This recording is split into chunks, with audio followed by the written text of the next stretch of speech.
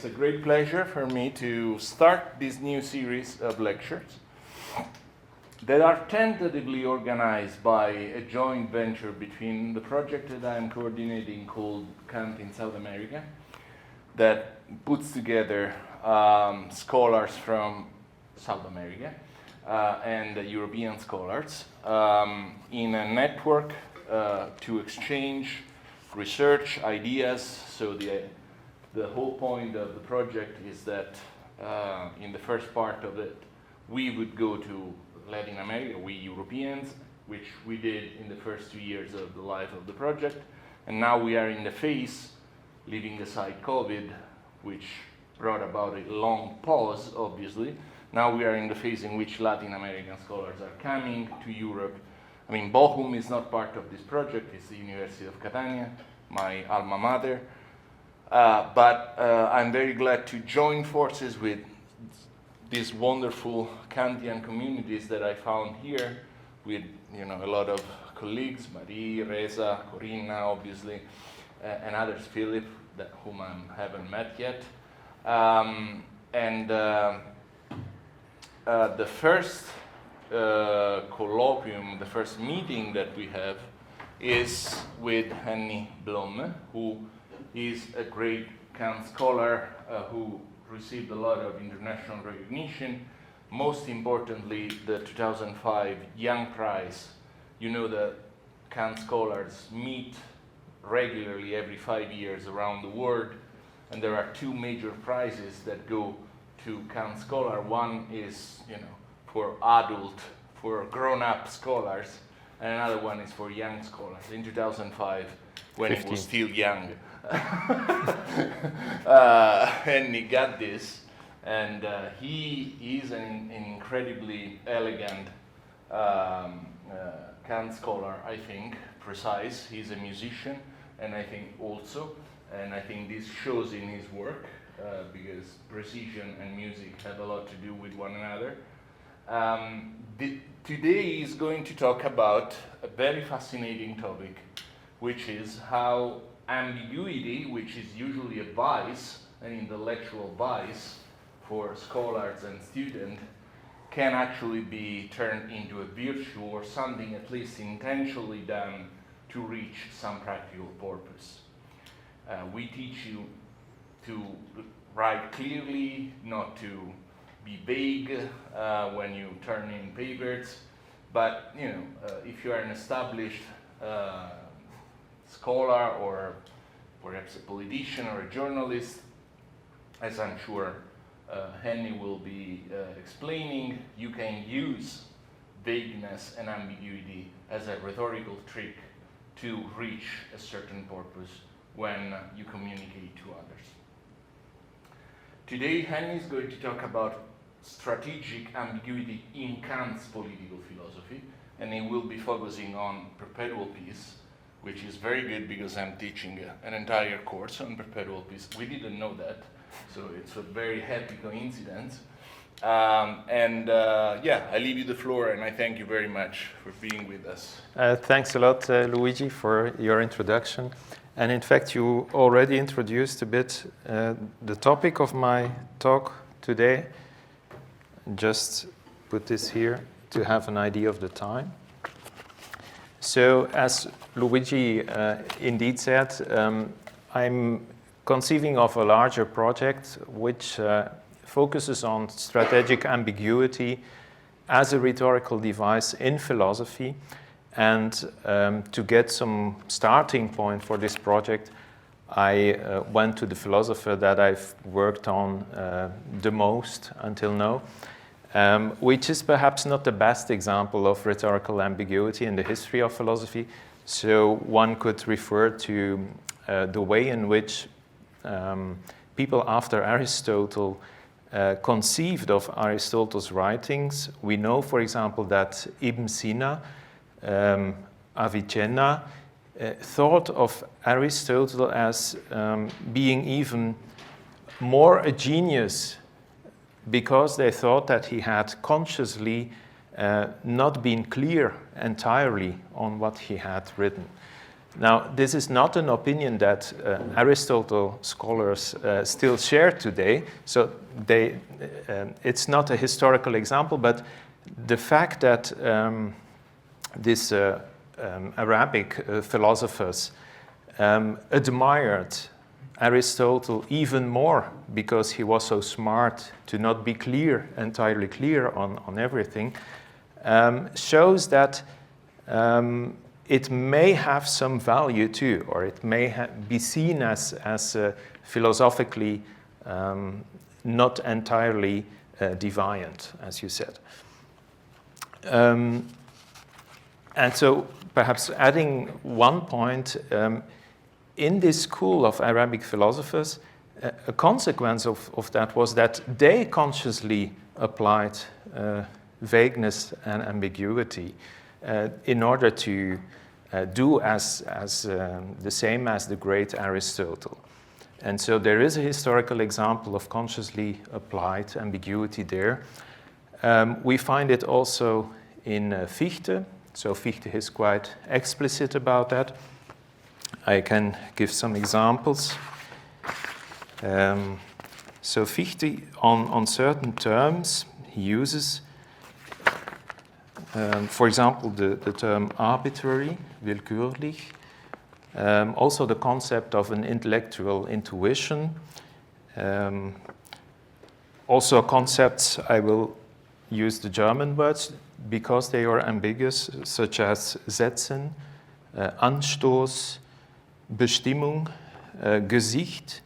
These are terms of which Fichte explicitly indicates I choose them because they don't have a very precise meaning. And I use, so to say, says Fichte as a philosopher, I use the ambivalence, ambiguity, vagueness, so I don't make a strong terminological distinction between these terms, whereas, for example, ambiguity, if you go to the roots of the word, it normally means you have two ways to interpret something.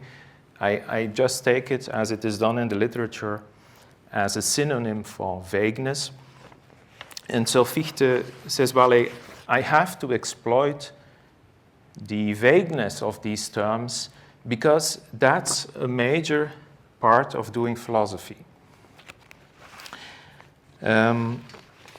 So, of course, we had the example of politicians, but in a more general sense,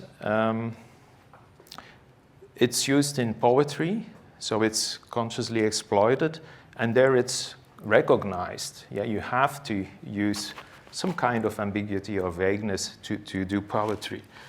The term, however, strategic ambiguity, if you would look it up in Google, or you would find mostly references to a kind of political strategy, and it has to do with a habit of states that are in possession of nuclear weapons not to be clear about the circumstances under which they would use such weapons.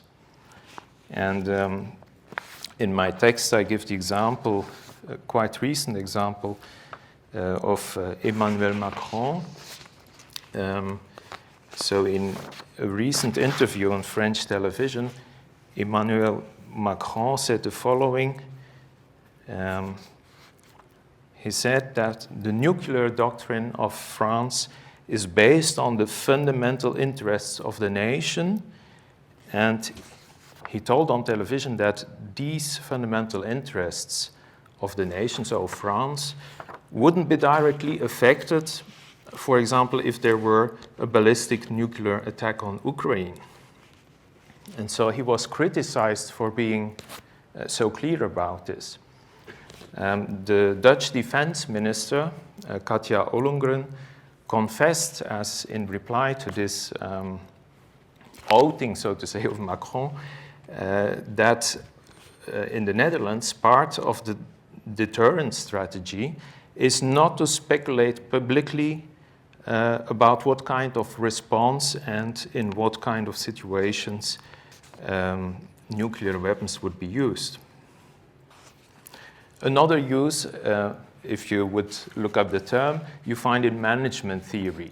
And I must say I've looked into the literature on the topic.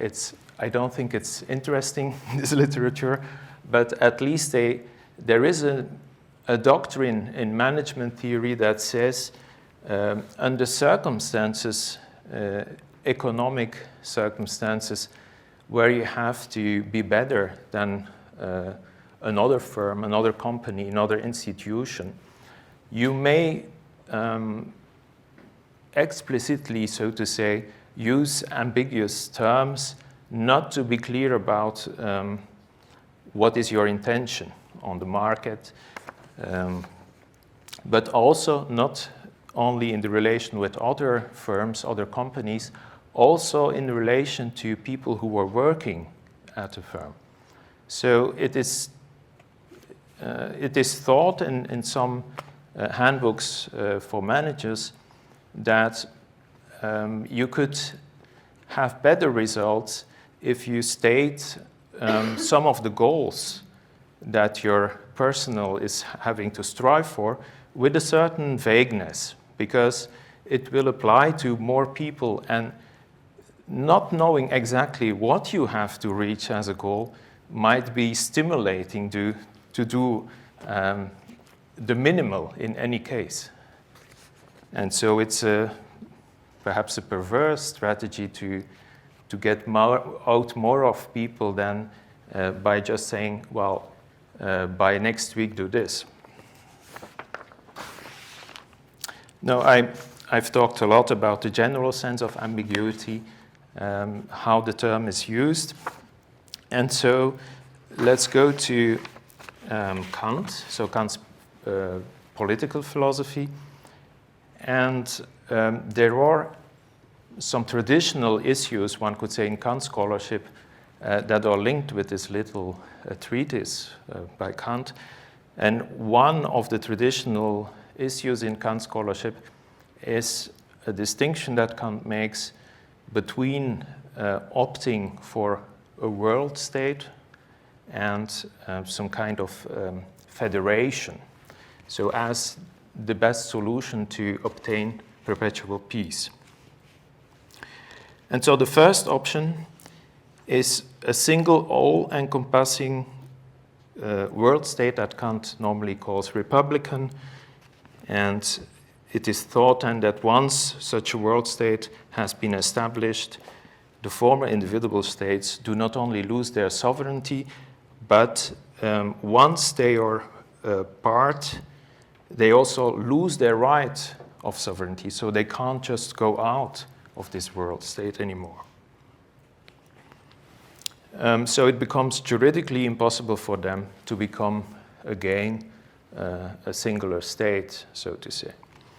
The second option, and some scholars think that this is really what Kant puts forward as what we should be striving for, is a League of Nations. So it is a free confederation of sovereign states, and in this case, the states do not abolish their sovereignty. The confederation is thus the result of a contract between the states, and it is upheld as long as the representative power of those states decides not to withdraw from it. Now, in the first part of my talk, I will be dealing with this issue, and the question here is, given the debate among scholars, and there is no clear outcome there, so depending on the particular decade you look to, the decade in Kant scholarship, you might have tendencies where more scholars opt for the first option, other decades where there was more consensus about the second option.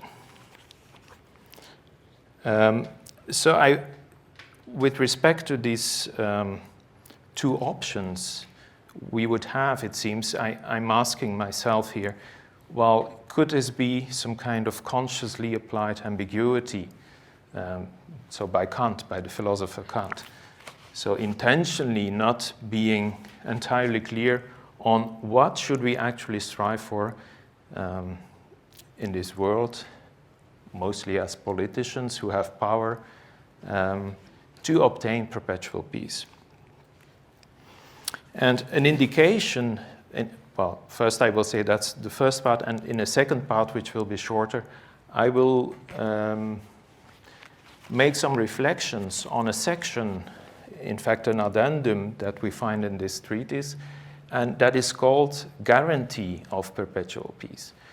And the term guarantee is particular here because in many other places of the treatise, Kant says, well, we can't really know if it's possible to establish perpetual peace. We can establish neither the possibility nor the impossibility because that's a theoretical question. The only thing we know is that there's a moral duty to strive for perpetual peace. And as you might know in Kant, once you have the moral law that dictates something from the you should, it follows that you can. And so you have the practical possibility that Kant takes to be proven. But he says on the theoretical side of things, we can't say it's possible, neither that it's impossible. And so the guarantee, however, doesn't speak about some kind of practical possibility. It speaks about a natural necessity, one could say. So it depicts nature as almost an acting individual and acting in the direction of the establishment of perpetual peace. So given the ambiguity of the term guarantee here, I also ask in this second shorter part of the talk if we can say, well, or we can make the hypothesis at least that Kant wanted to use some ambiguity to gather as many as possible readers who would be enthusiastic about his project. So the structure is very simple. Now, before I really start with this issue, world state or confederation of states, one could also point to the beginning of perpetual peace, because the beginning of this text is also quite ambiguous already.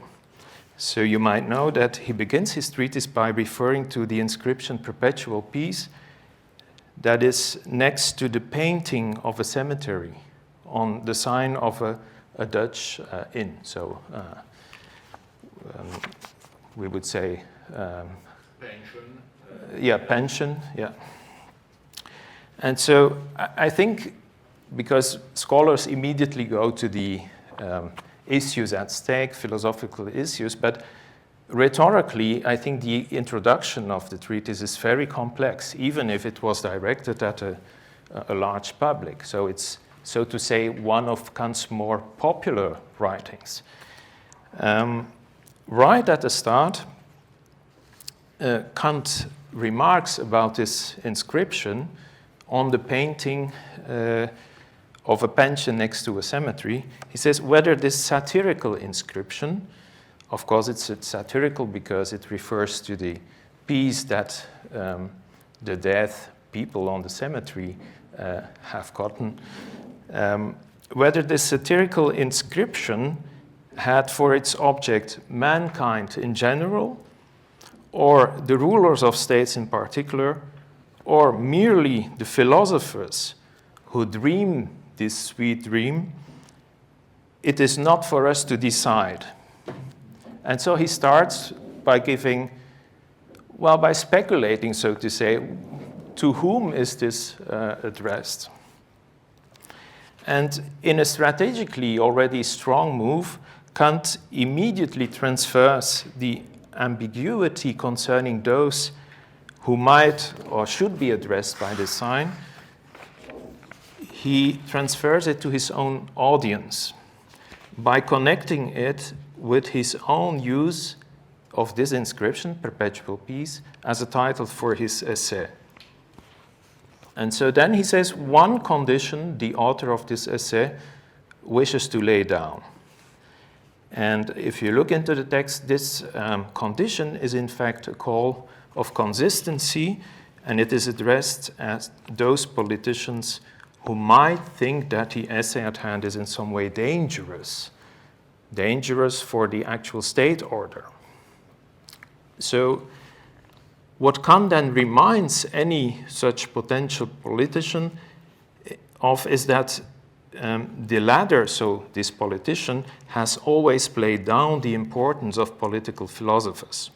So something perhaps you might recognize as philosopher, we are more often perhaps than other people addressed with the question, what is the value of what you are doing?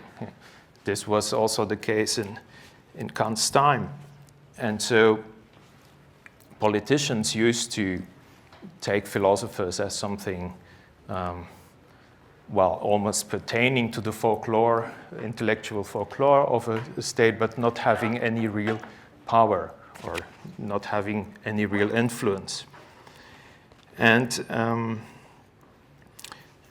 so Kant says, politicians have always looked down in a way on us because they were claiming, these philosophers, they are only developing a priori ideas, it can't be the case that they would have any usefulness for practical matters such as the constitution, empirical constitution of a state.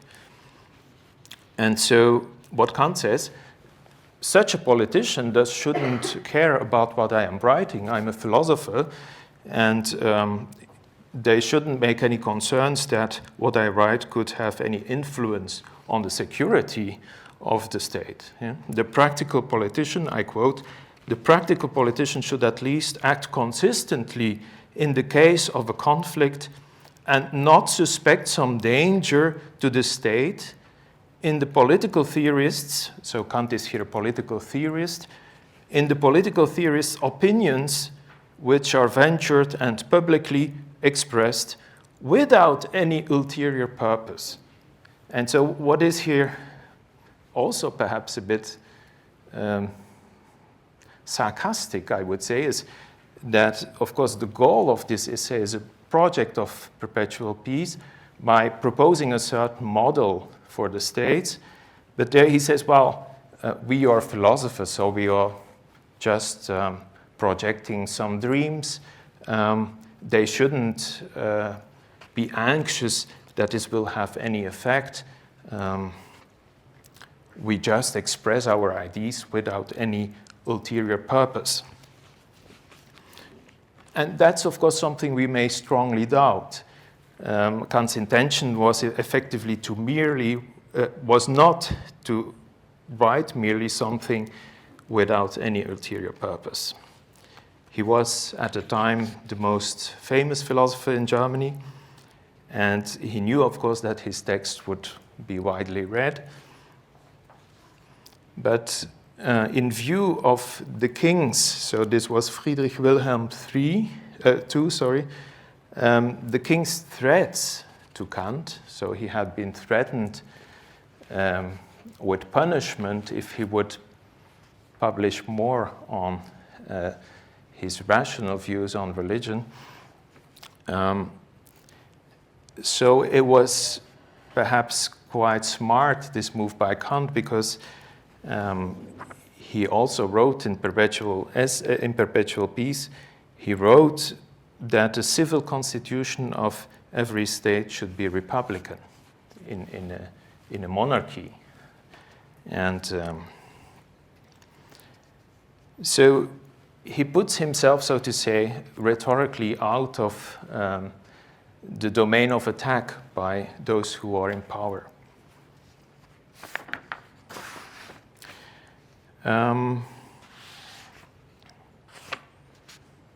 So now, after the ambiguity in the introduction, that is clearly consciously used by Kant, so playing on the practical effects that philosophers, or the practical influence that philosophers can have in the world, and the ideas that may go against the conceptions of the time, and also the lawful order of the time.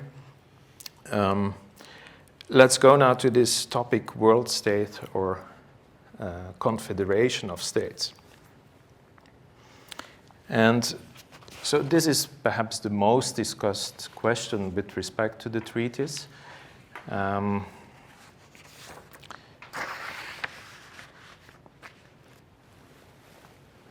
So I've already given a sketch on the divide. I will go immediately to three arguments that Kant gives against the establishment of a world government. So on the one hand, Kant says this is the ideal of reason. So if there were a world government, that would be, so to say, the best or almost perhaps automatic establishment of some kind of perpetual peace. But this is very conditional. And so he gives three arguments. He doesn't say 1, 2, 3, so we distill them out of the text. But you find this also in the literature on the topic. And I call them first a legalistic argument, then second a semantic argument, and then 3 pragmatic argument.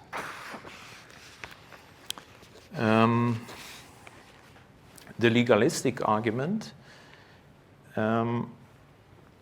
So one must say that before the treatise on perpetual peace, Kant had written in other, so preceding treatises, he had written about this ideal of a world state, and he didn't have this conditional approach. So he seemed to say, well, this is the ideal without further ado.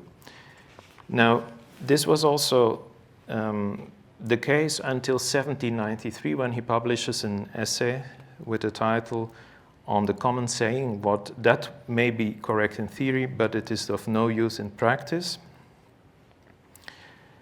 It is in this, when writing this, also a quite short text, that Kant may have started to doubt the value of a particular analogy.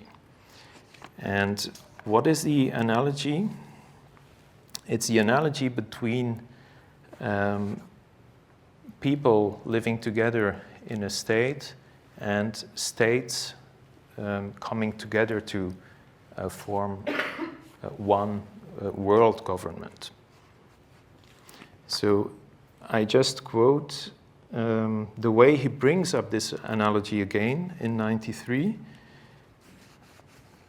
Just as omnilateral violence and the need arising from it must finally bring a people to decide to subject itself to the coercion that reason itself prescribes to them as means, namely to public law, and which must finally bring a people to enter into a civil constitution, in the same way, the need that arises from the constant wars by which states in turn try to encroach upon or subjugate one another, at least bring them, so the states, even against their will, to enter into a cosmopolitan constitution. Now, cosmopolitan constitution here, again, could be ambiguous, so it could be both. It could be some kind of I don't think it strictly excludes here a confederation, although the more natural way to read it is as the constitution of one world state. And so just as people must accept public law in order to be freed of the always lingering danger and violence, states must sooner or later subscribe to an international constitution in order to put an end to the danger of everlasting wars. Now, in 93, this essay on the common saying, for the first time, Kant offers the second possibility, the confederation of states. And so the passage that I have quoted continues as follows. I quote again. So it will enter into a cosmopolitan constitution, so which most natural way to interpret is as some kind of, implying some kind of world state. He says, or else, if this condition of universal peace is still more dangerous to freedom from another quarter, because it would lead to the most fearful despotism, and he says, well, as it indeed has happened more than once with states that have grown too large.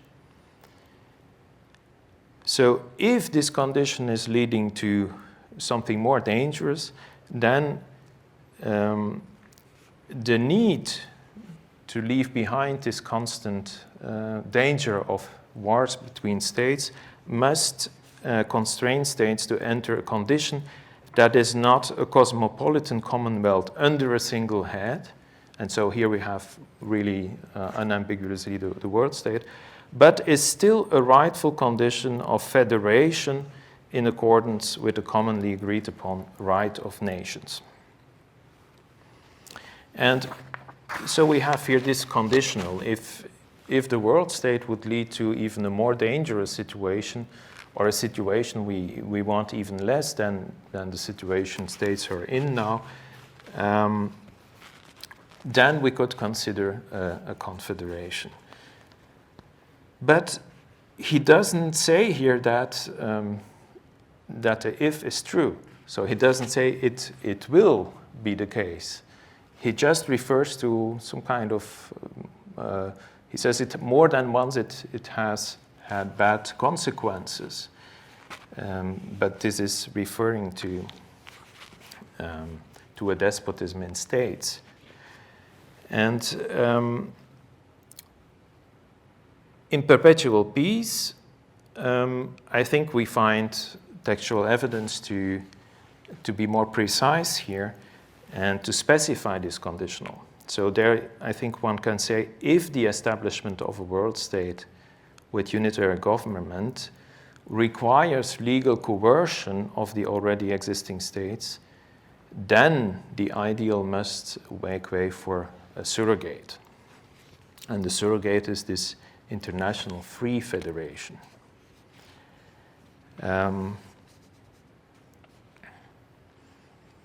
So in perpetual peace, and I'm drawing a bit on an interpretation, I think that was first given by Georg Kavala, but that goes back to Ebbinghaus.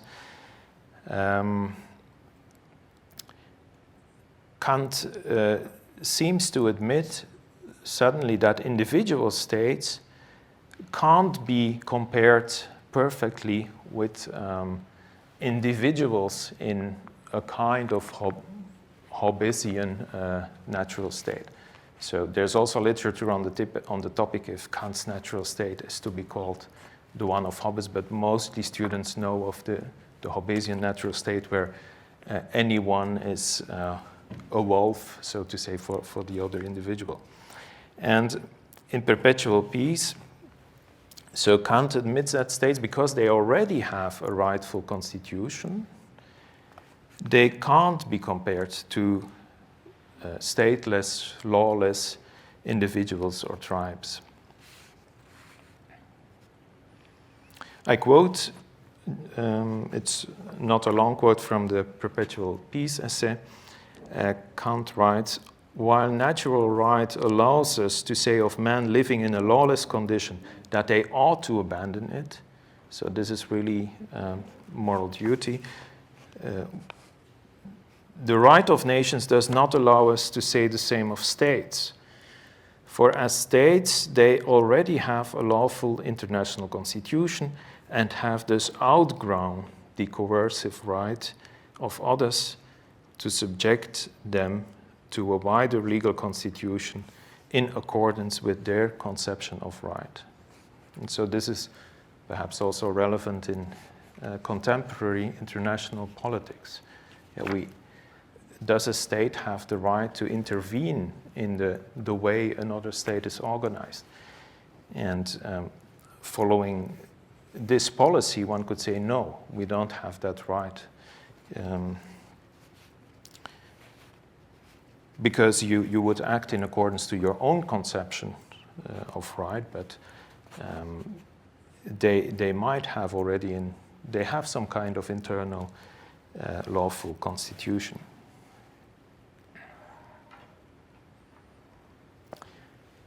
So Georg Cavalla has termed this the argument that states can't be regarded as juridical vacuums from the moment there is a nation. No status has a right to force others into a civil state that is here to be understood as an international organization. So we can't go to North Korea and say, well, you become a member of one of our international organizations.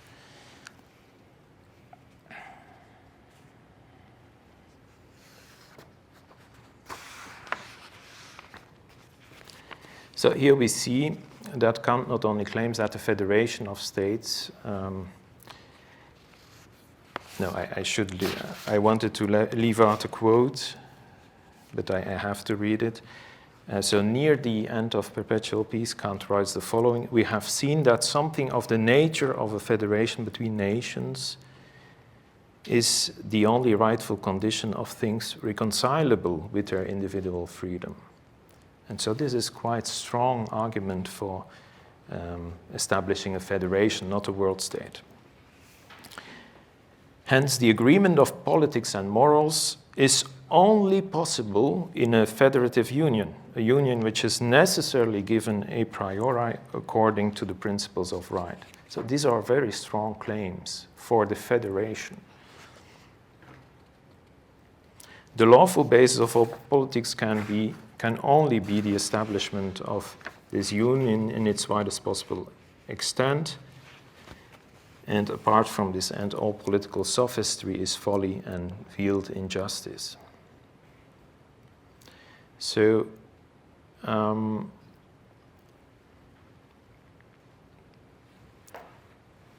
I would say, perhaps against Cavalla, that this is not a specific moral argument against the world government. He speaks about morals, but it's in the way to bring together morals and politics. So it's in the harmonization of those two domains that we should situate the argument. I think to refer to a moral argument here, as Cavalla does, is ambiguous because Kantian morals, they would both cover the juridical and the ethical realm, and here it's clearly about juridical motives. So long for the first argument against a world state. Now the second argument is a very strange one. It's the semantic argument. And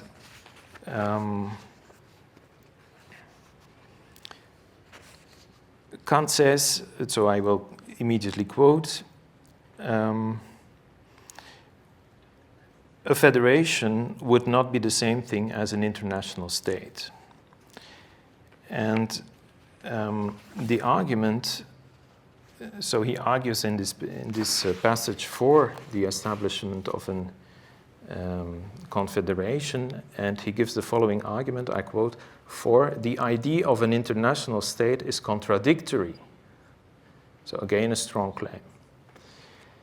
Why? Well, since every state involves a relationship between a superior, the legislator, and an inferior, the people who are obeying the laws, whereas a number of nations forming one state would constitute a single nation. And why would this contradict? Why would this involve a contradiction? Well, it would contradict our initial assumption because we are here considering the right of nations in relation to one another, insofar as they are a group of separate states which are not to be welded together as a unit. So I call this a semantic argument, and many people have said this argument has no value at all. It's just, or it's a very obscure argument. Because what Kant seems to say here is that we're talking about international law. If you establish a world state, well, then you don't have many nations, and so the concept of international law itself doesn't exist anymore. And therefore, there appears a contradiction. And many people would say that this is a bit a stupid argument.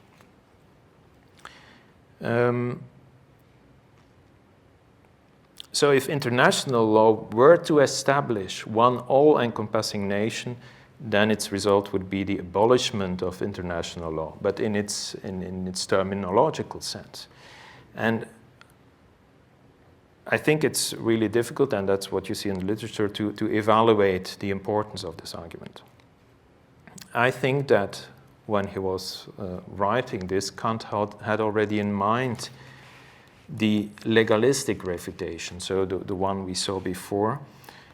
And so he knew already that following the legalistic argument, the law of peoples would have to correlate with the establishment of federation.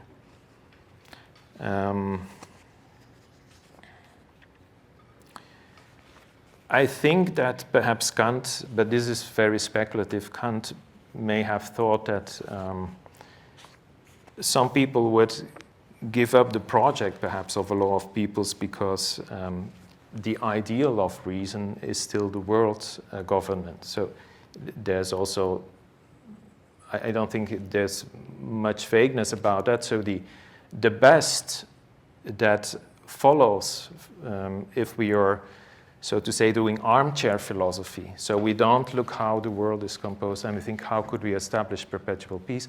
Well, then Kant would say perhaps everybody will come up with the idea, well, just have one world state, and then the problem of war is over.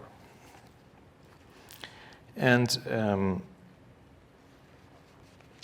so by seeing that it's not possible to establish a world state, given the arguments that Kant gives against it, he might fear that people would give up the project of striving for perpetual peace.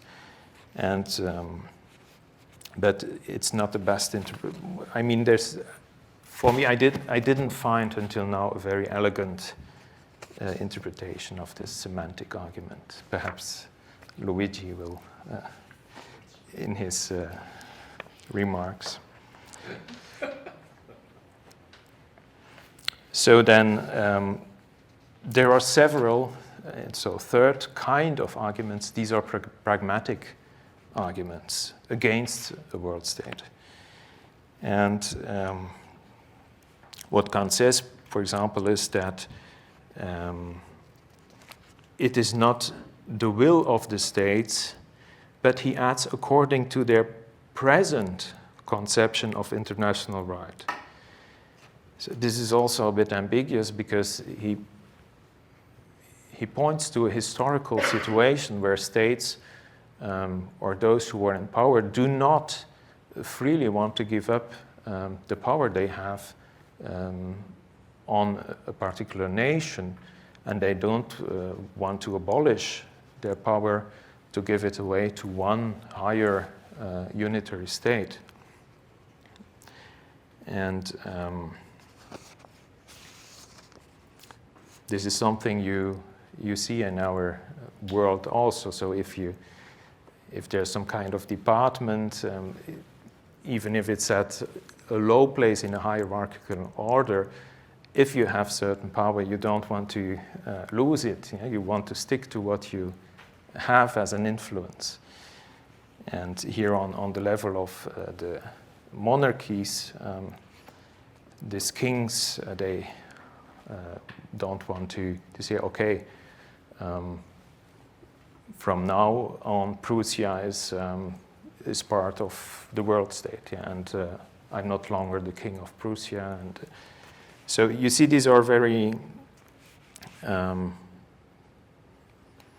well, historical, and one is inclined perhaps to say these are a bit contingent, but I wouldn't use the word contingent.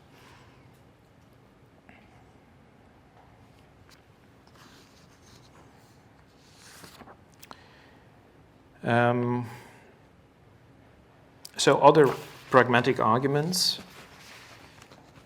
One is that it is not realistic, says Kant, to assume that one day different peoples will actually want to unite themselves as one people.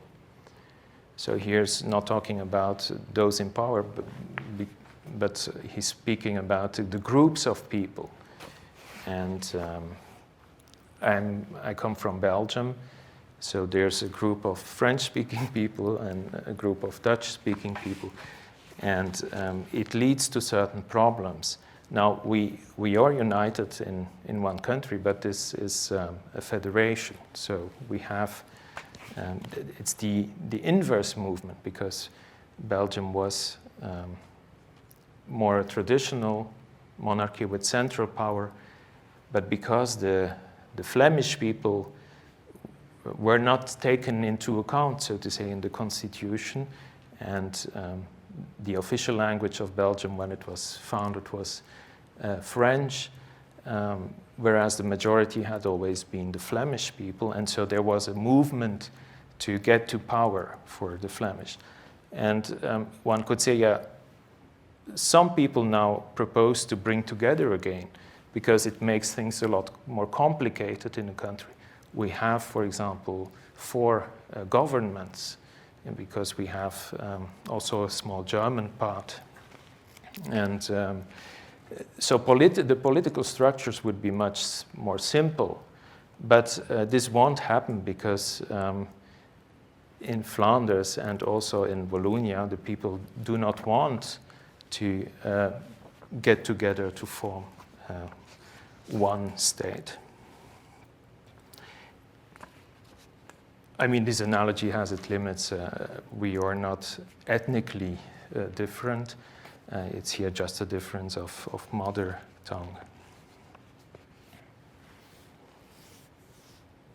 And the second pragmatic, well, perhaps the third already argument is that's an argument he gives mostly in the metaphysics of morals, is that a world state would have some kind of logistic problem.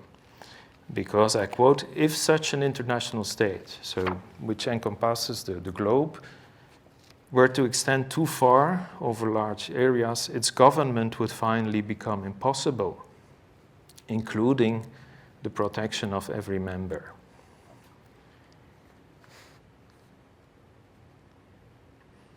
And he also adds there, well, if the Earth, the globe, is, so to say, too big, then one could say, well, we will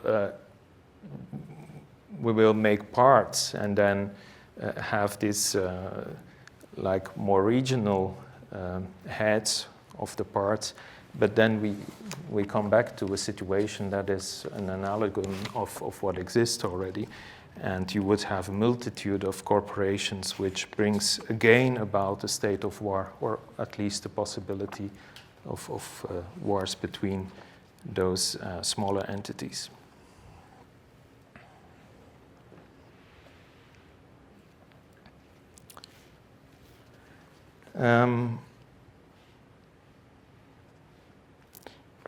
So, would it be sound to assume that Kant, when he gives these arguments, on the one hand he says, well, the world state is the ideal of reason. On the other hand, he gives arguments against such a world state. Would this be a case of strategic ambiguity that is so-called action-directed ambiguity?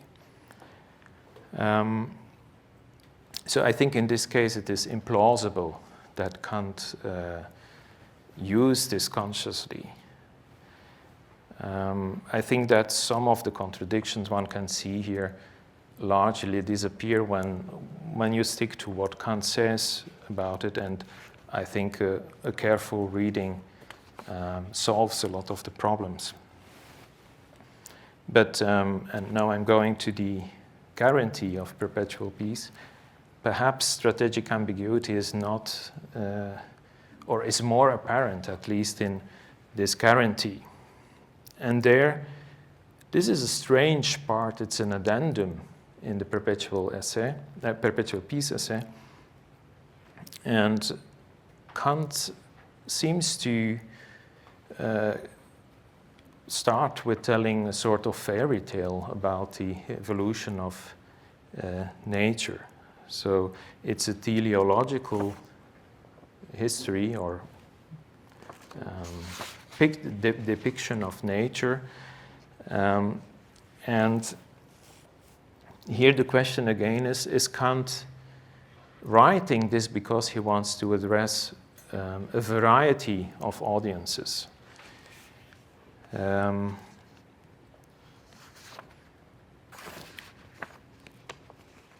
So what the addendum on the guarantee of perpetual peace is showing, it shows how nature itself conceived as some kind of acting subject guarantees peace by forcing people to organize themselves in a certain way.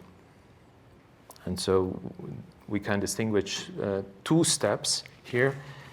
The first step is the one in which he describes the state that nature has organized for the persons acting on its great scene.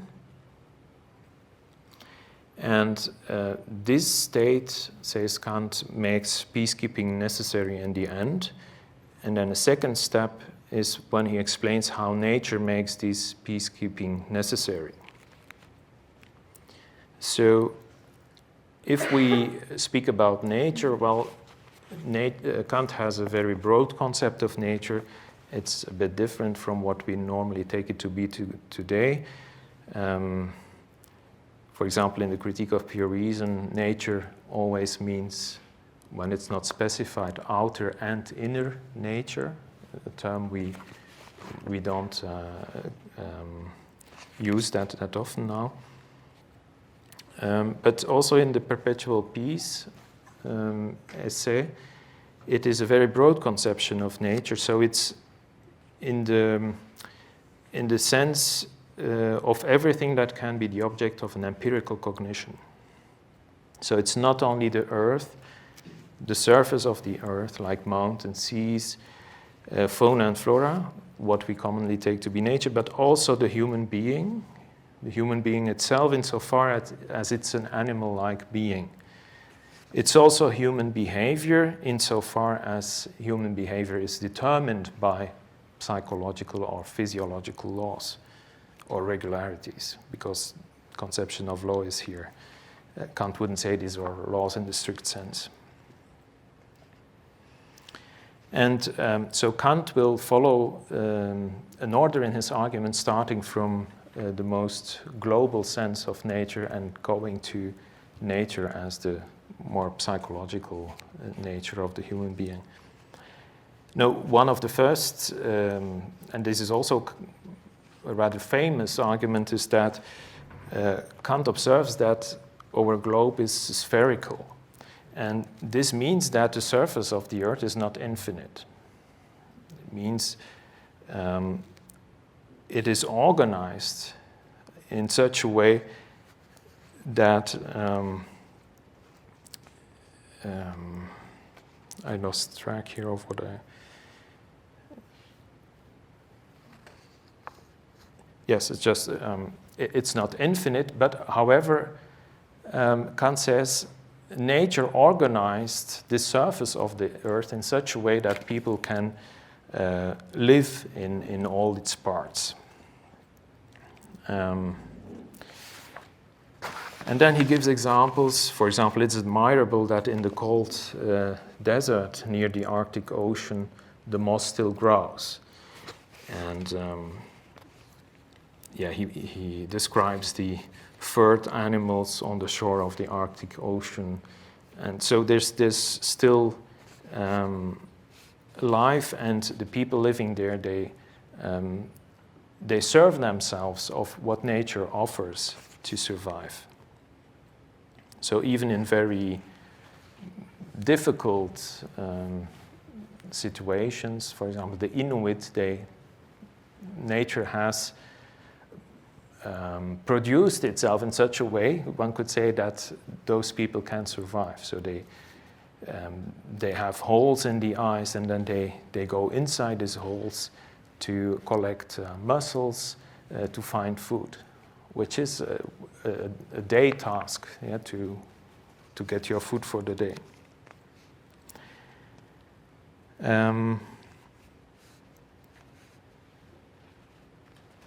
What also, so the following step is to say, well, nature has created man in a way that they will start war. And the result of this is that people are forced to go in all those regions of the global surface. And so it's through war that they are driven everywhere, even to the most inhospitable regions, in order to populate those regions. Yeah.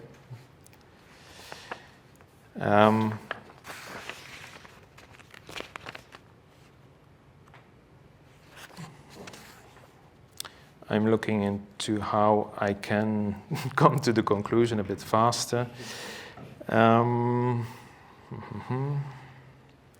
So perhaps I will just resume. So what Kant describes there in the guarantee is that nature has made itself such that in the end perpetual peace must be the outcome, because so people are driven to all these places on the earth where they can live, but the problem of war is, of course, not over then. So then people always will start wars, and this obliges them to start having some kind of relation with other peoples, starting politics in a very minimal sense. And so nature itself has made that also by the character that we have. Yeah? We might be human beings with vanity, and we don't let someone else take our wife, and all these things, even our psychology makes that we have to, we are programmed, so to say, to start wars, but because of that we are also constrained to start with some kind of political organization. And this will, in the end, says Kant, lead to perpetual peace. Saved me a lot of pages.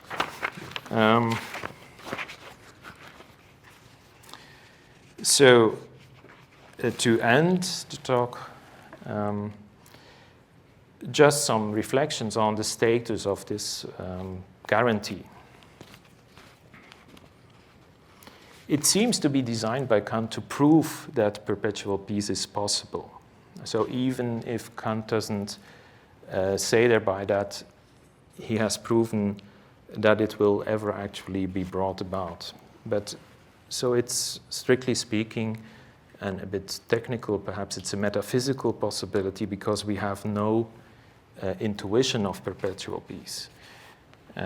We can't claim anything still with respect to the possibility, but even if we can't prove the theoretical possibility or impossibility, it remains an obligation to try to realize it. And it's in this context that Kant writes something in the metaphysical foundations of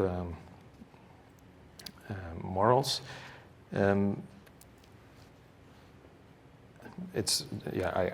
mixed up the title with one of the parts, so the parts are called Metaphysical Foundation, but we normally refer to it as Metaphysics of Morals. So there he says, I quote, "If someone can't prove that a thing is, he may try to prove that it is not. But if he can't succeed with either of them, and this is a case that often occurs, he can still ask whether he is interested in accepting the one or the other. So are you interested in this being possible or this being impossible?" And you can have an interest either in theory or in practice. And so if you have such an interest, you can explain a certain phenomenon to achieve a certain purpose, which in turn can be either pragmatic or moral. And then he adds, "It goes without saying that it is not the assumption of the executability of a purpose, which is merely a theoretical and problematic judgment, that is made into a duty here." So the duty is not to accept its theoretical possibility, but it is with respect to the acting according to the idea of that purpose that we have a duty, even if there is not the least theoretical possibility that it can be executed. And so with respect to the question of theoretical... That's the other way of saying you should... Yeah. I underestimated what you had at your disposal here. So with respect to the question of rhetorical ambiguity,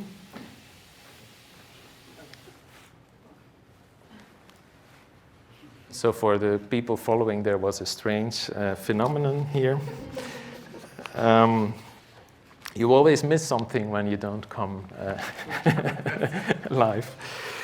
With respect to the, and here I'm really ending, so Marie, with respect to the question of rhetorical ambiguity, the status of the guarantee section can't easily be pinned down. So I also needed to think a little bit, how can we interpret this with respect to this question, ambiguity.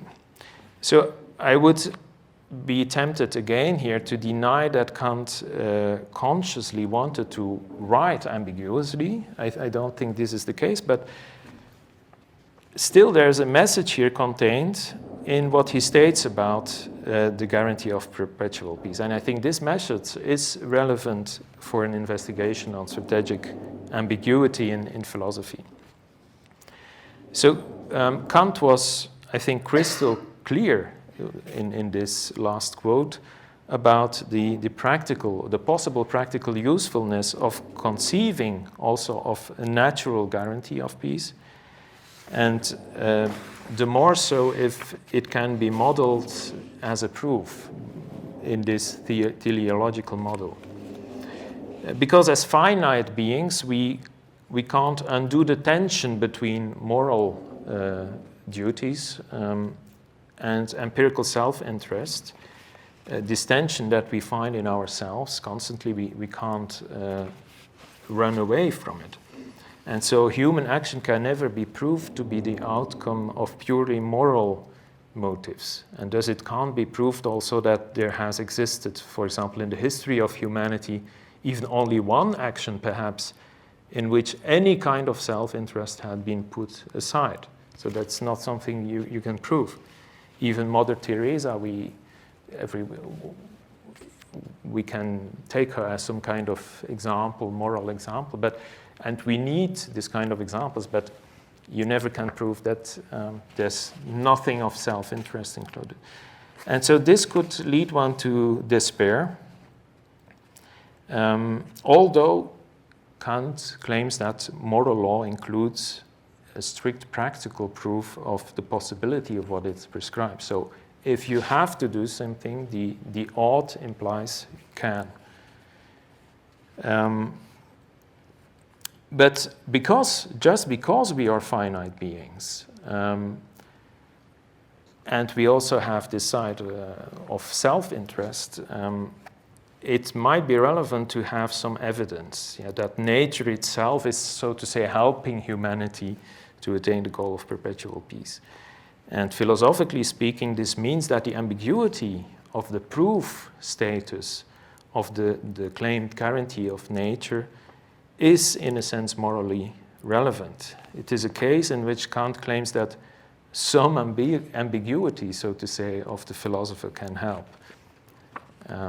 In other words, I would say it is a case in which we find a Kant who is telling quite unambiguously that the ambiguity of the as-if, so conceiving of nature as if it constrains the human being to perpetual peace, this ambiguity of the as-if is itself philosophically relevant. And so thanks a lot for your attention for a quite long talk. And I'm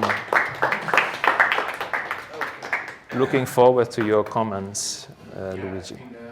I have a lot of comments, but since we are a little bit short of time, I'll try to cut to the main ones. Okay, so just to make sure that everybody is with us here. So you have heard Henny's suggestion that Kant in perpetual peace could be strategically ambiguous, right? In the sense that, well, starting from the incipit, the Dutch inscription, the satirical, the sarcastic comments that Kant has about it, and then, moving to this change of heart, tension in his own thought about whether we should strive for a confederation of state as one of the three pillars of perpetual peace, or to the world government, and then also strategic ambiguity, perhaps concerning this famous section into perpetual peace in which he says that we can be certain to reach perpetual peace because we have a big ally on our side, which is nature itself. Okay, so nature pushes towards perpetual peace, so independently of how morally weak we are, how too self-interested we are. Okay, so there might be strategic ambiguity there as well, in the sense that even if, strictly speaking, we have no theoretical proof that nature really works on our side to push us toward perpetual peace, it could be practically important to have some reassurance that at least nature is not against this project, that it's not practically impossible.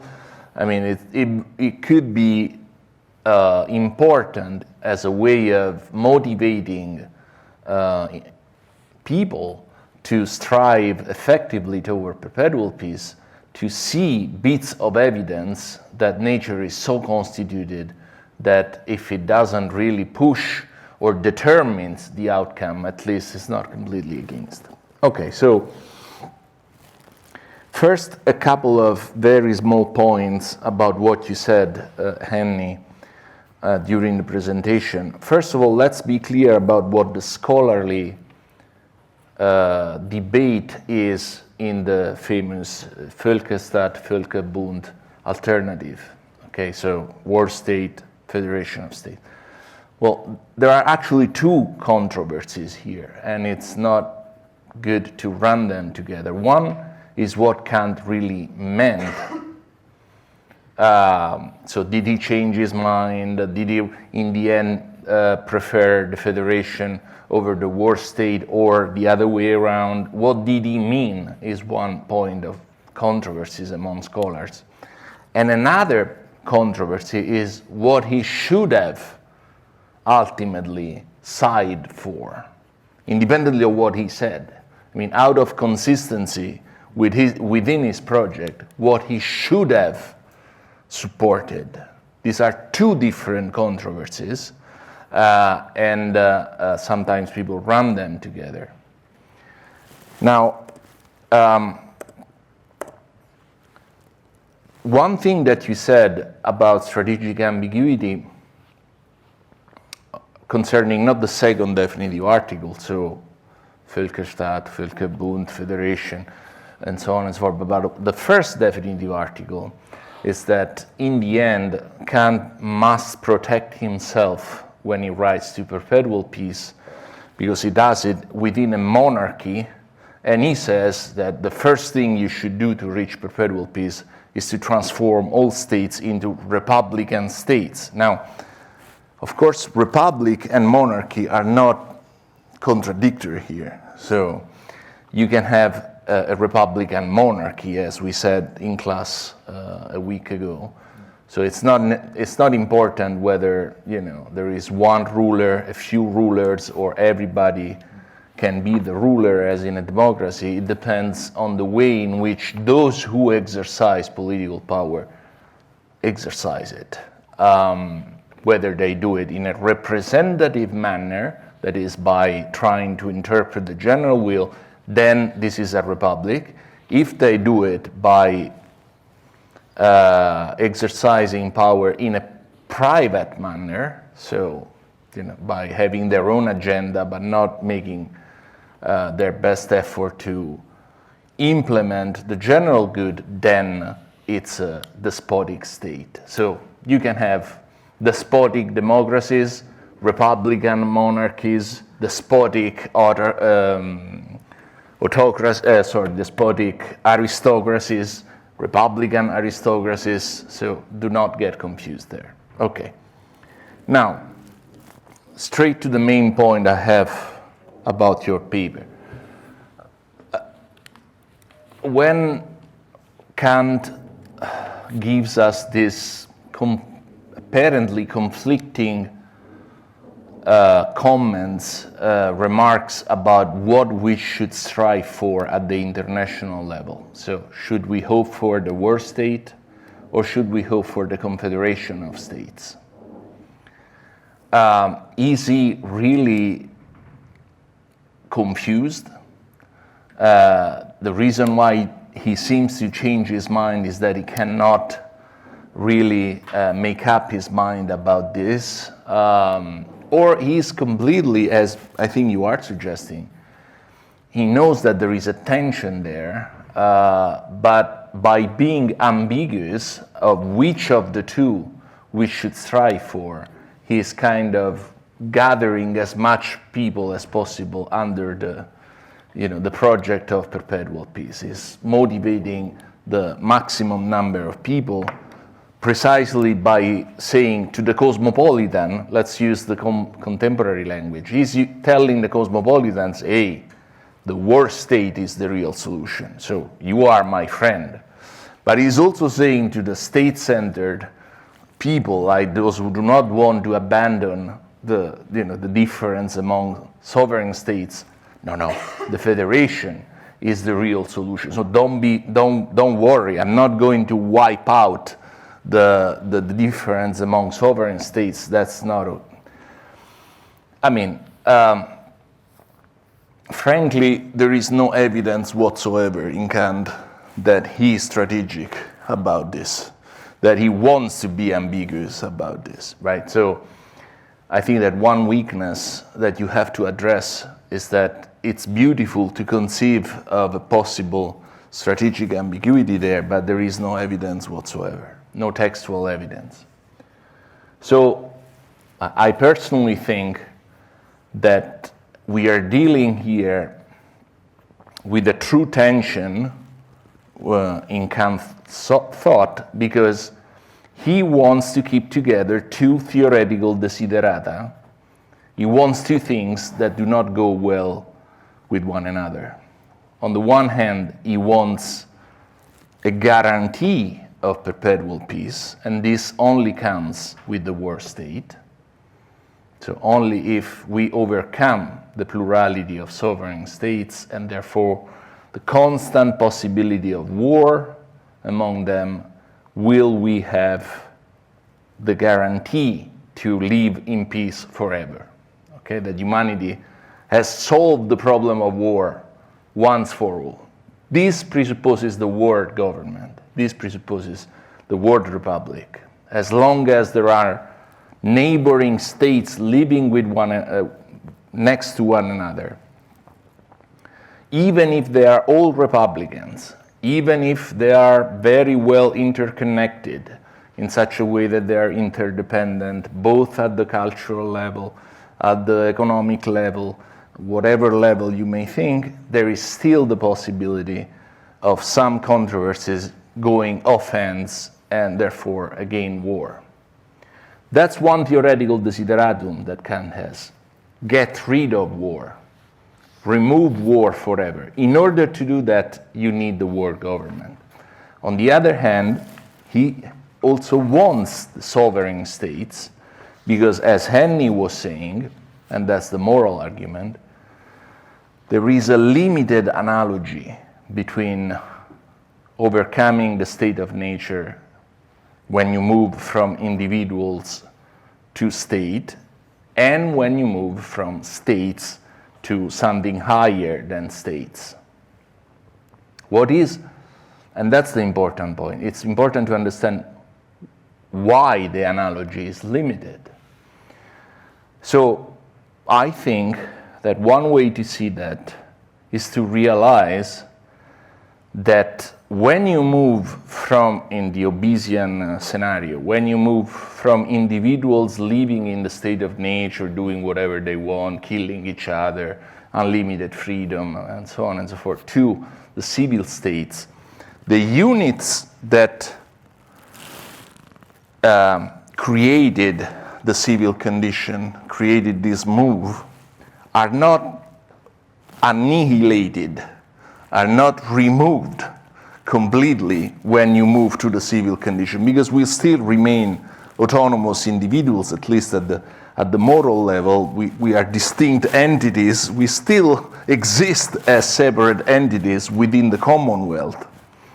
Whereas, and that's also the vindication of what you call the semantic argument, when you move from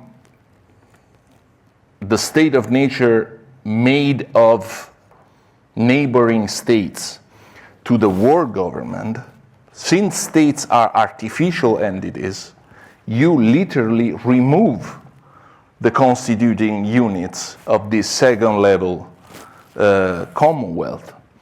So that's also, I don't know whether it's elegant, but certainly it's charitable. That's my way of vindicating the semantic argument. So the analogy is limited. And then there is also the point, and I don't understand why you think it's not a moral point. There is also the point that once different commonwealths are created, these are moral entities.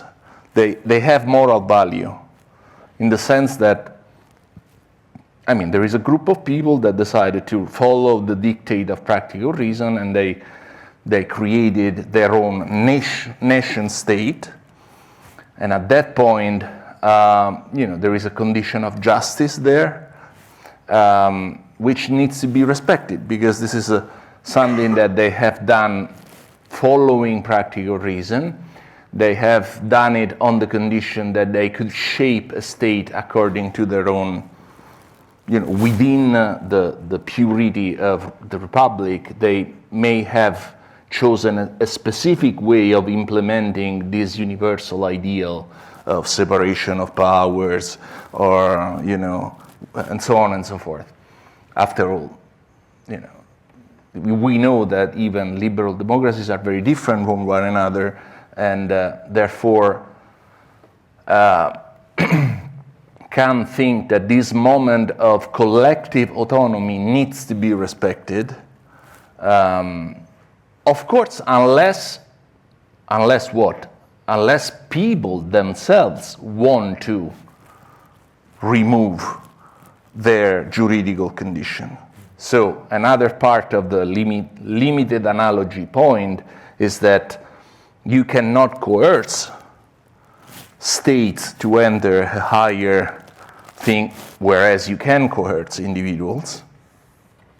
And you cannot do that for the reasons that I've tried to explain. So I think that my main comment for you is to is to think that on the one hand, we have here not strategic ambiguity, but a real tension between, again, two theoretical desiderata that go very oddly with one another. I am more sympathetic to your way of reading the guarantee section, because there I see more easily this strategic ambiguity that you emphasize. Well, strictly speaking, the idea of a guarantee of perpetual peace is incompatible with Kant's theoretical principles. It's like an idea of, it's like having a complete perception of all human events, past, present, and future. It's like an all-embracing view of human affairs from now on, at least. This is clearly a metaphysical mistake that is stigmatized in the dialectic, right? So it must be something less than a straightforward prediction. Kant cannot be taken as saying, I'm going to prove to you that somewhere in the future we are going to reach perpetual peace, and I'm going to give you this evidence in favor of this along the lines of what human beings usually are. Yeah, they are self-interested, but they also have understanding. They will learn sooner or later that it's better for their own enlightened self-interest not to wage war and to reach what they look for through war in a different way, through trade, through more peaceful manners, and so on and so forth. Yeah, these are at best hints. These are things that give us hope. Most importantly, I think, these are arguments that you can use against the political moralist, against those who say,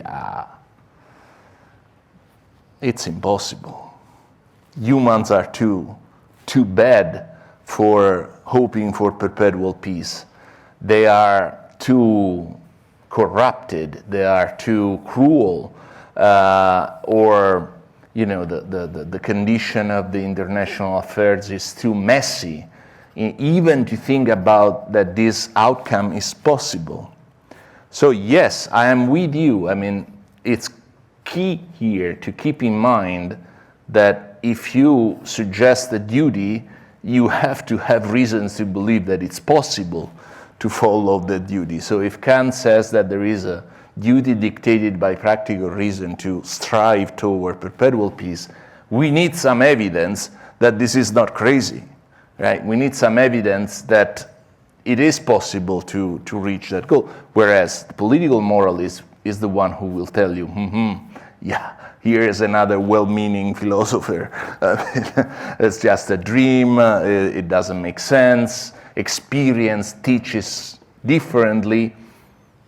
I mean, after 200 years, I think that experiences teaches not that it's impossible, but that you can approximate it. I mean, after all, we are living in a part of the world in which war, at least within the European Union, is perceived as highly unlikely.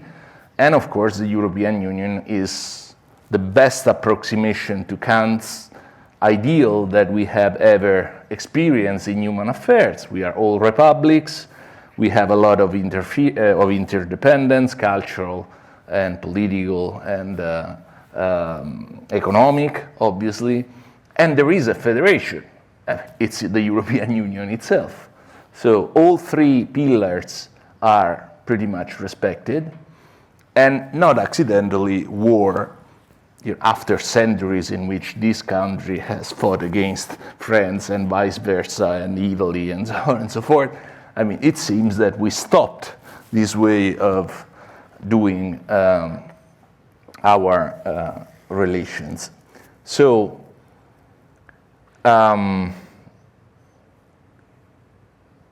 political moralist may be wrong. In order to prove him wrong, you have to give something to him. You have to give some evidence that perpetual peace is possible, especially if you follow strictly the triangle, the magical triangle that Kant suggests, that is, every state should be republican, there should be an international organization, whether the war state or the federation is a different story, and there should be cosmopolitan right understood as the right to visit, which in turn is important for establishing links of economic and cultural nature.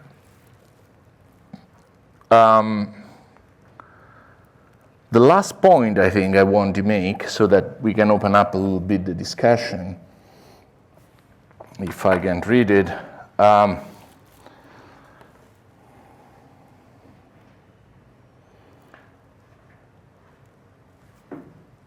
So there is a third way of thinking about this tension between the Völkerstaat and the Völkerbund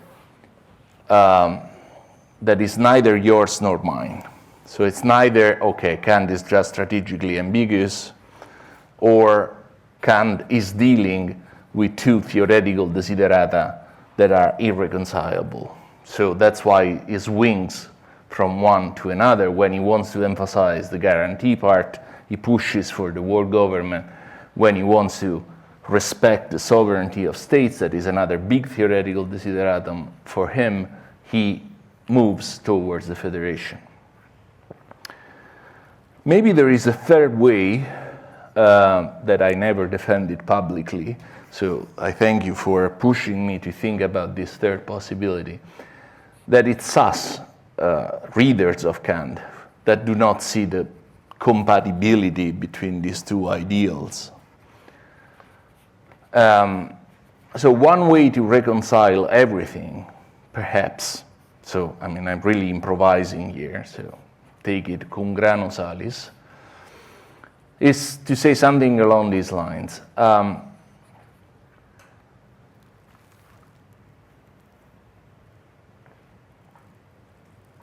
Since you cannot coerce states to enter into the international organization,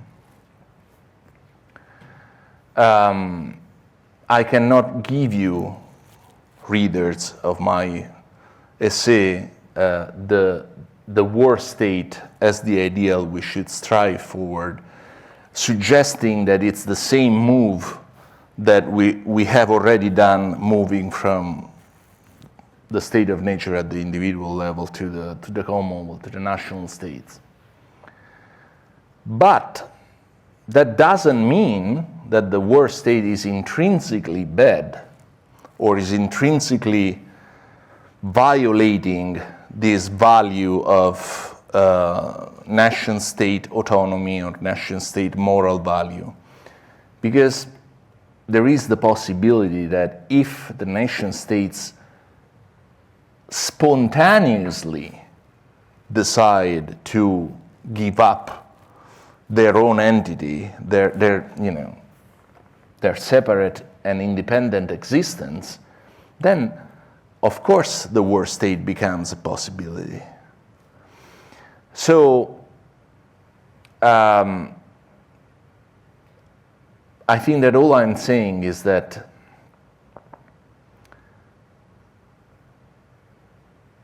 in the literature there is this moderate cosmopolitanism between these two group of scholars, those who are in favor of the federation and those who are in favor of the world government. And the moderate cosmopolitans say, well, we don't have to think about this in this either or logic, because there could be something in between the war state and the federation. It could be an enhanced, bigger, stronger federation in which you have transferred some of the competencies that are usually assigned to nation states, but you don't transfer all the sovereignty to the world government. So, for example, imagine like it happened with Europe, that we transfer the competence about fish and regulation of the market or fiscal policies to Brussels, and we are no longer fully sovereign when it comes to decide what to do with our national debt. That's exactly what happened with Europe, right? I mean, Italy now, if it wants to keep on growing its national debt, it has to get the permission from Brussels. It's no longer its own decision. So we can transfer a lot of competencies at a higher level. And so this moderate cosmopolitan says, hey, that's exactly the solution, right? We don't need a world government that removes nation states. We can think of something that establishes something higher than a nation state, but leaves some competences to the nation states that in this way are no longer annihilated, right? Yeah, I mean, that sounds good, but there is one major problem there, that there is one competence that nation states cannot give up if they want to remain, at least at a minimal level, sovereign, and that's their competence on their army, on their military power. Because if they give up that competence, that the ability to be fully sovereign on how to use or threaten to use their military power, they are no longer sovereign at all. So it would take a little while to explain why that is the case, but intuitively the argument is very simple. If you no longer have your own army, and on paper you remain a sovereign state, in the sense that, okay, you have your own parliament, you have your own government, you have your own elections, and so on and so forth. You are part of a bigger organization, and at one point you have a controversy with another country that maybe is also a member state of the same organization. Well, if you cannot even threaten the use of military force against an external actor, you are crying out for nothing. You have lost the biggest and most fundamental layer of your political autonomy. And that's a problem, because if this is the only competence that you cannot transfer to this higher body, it means that there is no guarantee of perpetual peace, that war is always possible. So that's the way I read it. I mean, that's the most fundamental tension. You can transfer whatever you want at a higher body, but you cannot transfer competence on the military power. If you cannot transfer that, the possibility of war is always present. So it's either you give up your sovereignty at all, in total, and you have a guarantee of perpetual peace, or you keep sovereignty, but in order to keep sovereignty, you have to keep sovereignty on your military power. Therefore, you have no guarantee of perpetual peace, and the possibility of war is always there. So that's my comment.